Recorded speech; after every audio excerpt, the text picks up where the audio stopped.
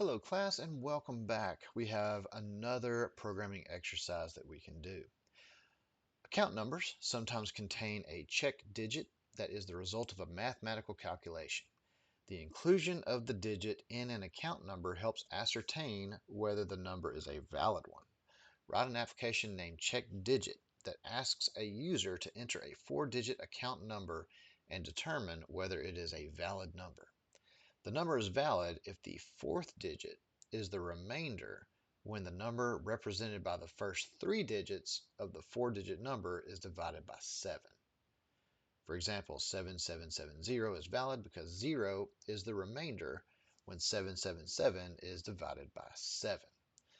Okay, so let's open up Visual Studio. We're going to create a new project. It's going to be a console app. We're going to call this project Check Digit. Create. Yes, overwrite the old one. We're going to get rid of our starter code. We're going to be using system, using static system.console. We're going to have a class called check digit, open close curly braces, a static void main method that also has curly braces. And so we're going to have a few things. We're going to have an integer for the account number. I don't know what that is yet. We're going to have a string for the entry. And we're going to go ahead and prompt our user. So we're going to do a write line or a write statement. We're going to ask our user to enter the account number.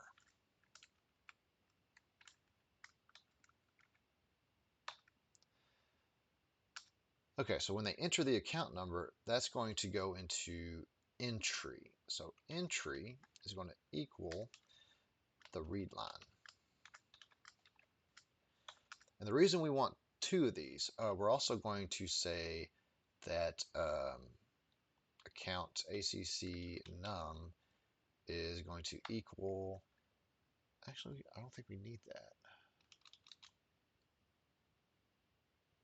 We might not need account number. Let's hold off on that for a second. Okay, so we have an entry for the string, and what we have to do, yep, we do need that. So what we have to do is we have to convert that string into a mathematical number.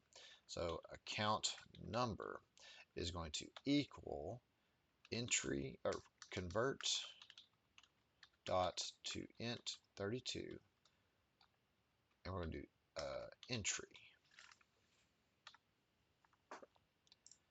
All right, so entry is going to be the string version of the account number, and account num is going to be the mathematical version of that number. So we're going to have both. Okay, so what we're going to do is we are going to also have a constant integer of, I'm just going to call it 7, and we are going to label that 7 because that's what we're dividing by. And we're going to have an integer for remainder because we're going to check the last digit of the account number with the remainder and see if that is correct. Okay.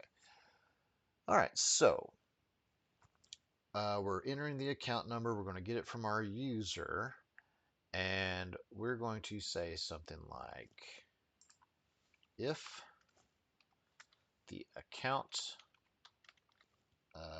no, if the entry, there we go, if the entry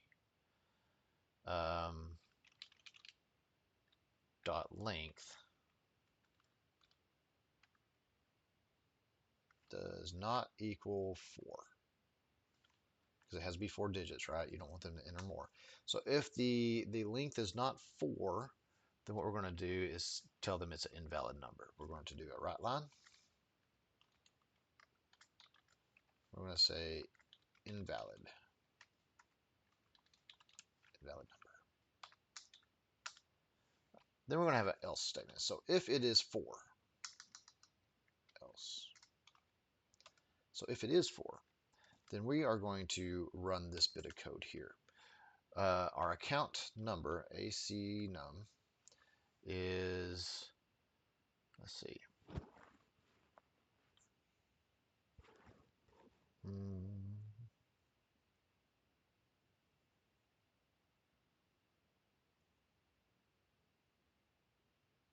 you have to take that account number and knock off the fourth digit. How can we do that? So let's take that 4-digit number. Let's take the um, let's see. Actually, up here in our variables, let's have an integer, and let's call it the oh, what do you call that? The first 3 digits. Let's just call it the first three. First 3 digits, and then we're gonna have an int for the last one. I don't know. All right, so we need our first 3 digits. To get our first 3 digits, we're going to take our account number, account num, and we are going to divide that simply by 10. Yeah, that makes sense. We're going to assign that to first 3.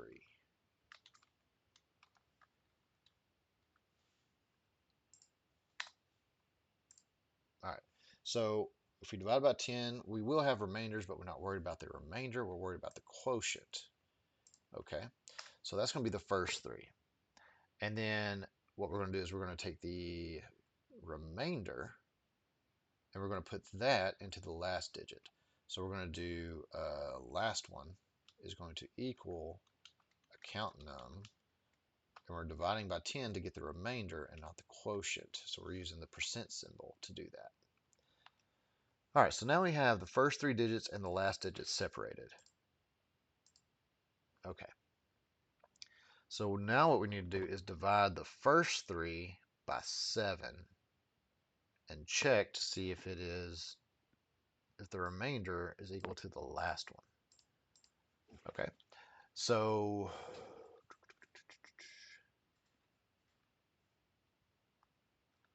we're going to have the remainder is going to equal the first 3 divided by 7, but we're getting the remainder, right? So the remainder is going to be the first 3 divided by 7, and then we're going to check the remainder to the last digit. And so we're going to say if remainder equals the last one, then we're going to do a right line.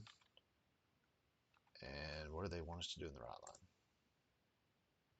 Just say valid or invalid, I guess. Okay. So if those two equal, then we're going to say valid. Then we're going to have an else, and that right line is going to be invalid. I think that works. Let's go ahead and run it and see.